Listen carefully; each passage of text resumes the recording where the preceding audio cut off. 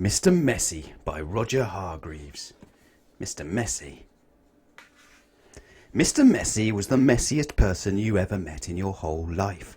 He looked messy because he was messy, in everything he did. You could always tell where Mr. Messy had been because he left a trail of messy fingerprints wherever he had been. Oh yes, Mr. Messy was messy by name, messy by nature. Mr. Messy lived in a particularly messy-looking house.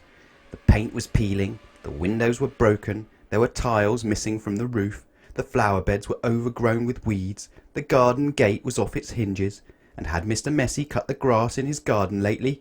He had not. One morning Mr. Messy woke up in his messy bed, yawned, scratched, got up, cleaned his teeth, leaving the top off the toothpaste, and had his breakfast, spilling cornflakes all over the floor, and then set out for a walk, tripping over a brush he'd left lying in the garden 2 weeks before.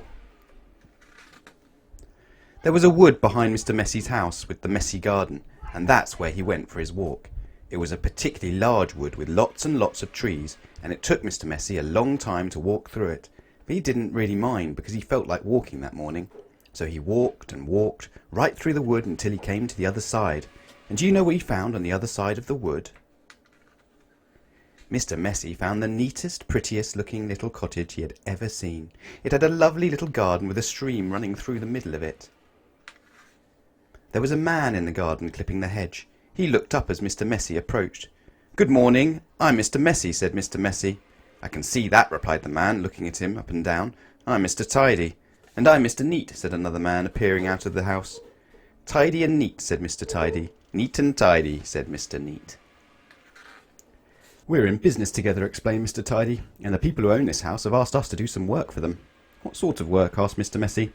"Oh, we make things nice and neat," said Mr. Neat. "Tidy things up," added Mr. Tidy. "Perhaps we could come along and do some work for you," said Mr. Neat, looking at Mr. Messy, who was looking even messier than usual that particular morning. "But I don't want things neat and tidy," said Mr. Messy, looking downright miserable at the thought of it.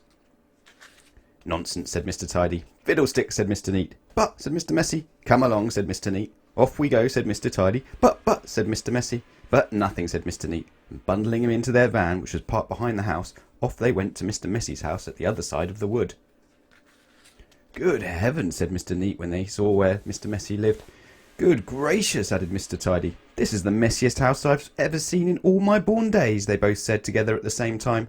"Better do something about it," said Mr. Neat, and before Mr. Messy could open his mouth, the two of them were rushing here and there about Mr. Messy's house.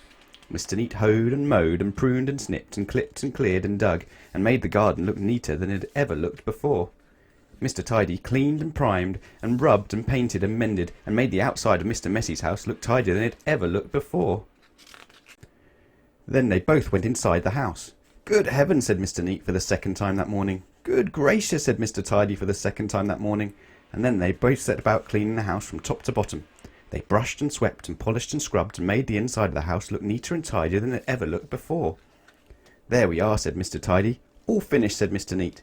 "Tidy and neat," said Mr. Tidy. "Neat and tidy," said Mr. Neat. Mr. Messy just didn't know what to say. Then they both looked at Mr. Messy.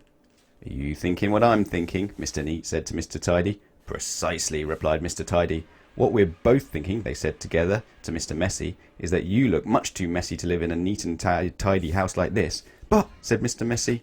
But whatever Mr. Messy said was no use, and Mr. Neat and Mr. Tidy whisked him off to the bathroom upstairs.